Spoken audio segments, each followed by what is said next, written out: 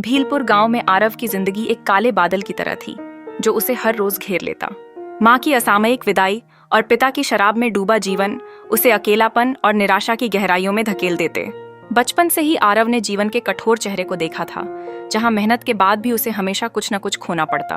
वह समझ नहीं पा रहा था कि उसकी जिंदगी में सब कुछ इतना कठिन क्यों है। एक दिन जब आसमान को काले बादलों ने घेर लिया था और बारिश की बूंदें तेजी से गिरने लगी थीं, आरव ने अपने भीतर का गुस्सा बाहर निकालने का फैसला किया।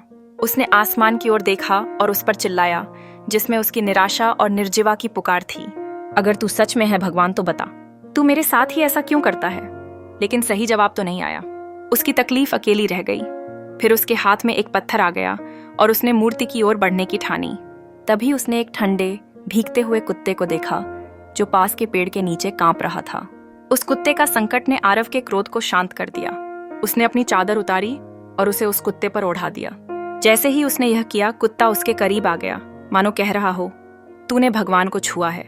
तो उस क्षण एक अद्भुत शांति का अनुभव हुआ। आरव ने पहली बार अपनी पीड़ा को भुला दिया और एक अलग शक्ति का एहसास किया। उस रात आरव को पहली बार गहरी नींद आई।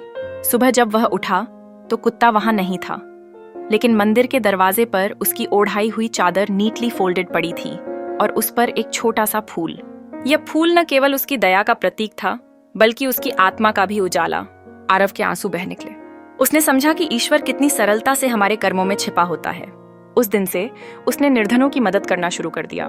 हर बार जब उसे किसी की आंखों में आभार दिखता, उसे लगता कि भगवान सच में है, बस उनका रूप भिन्न है।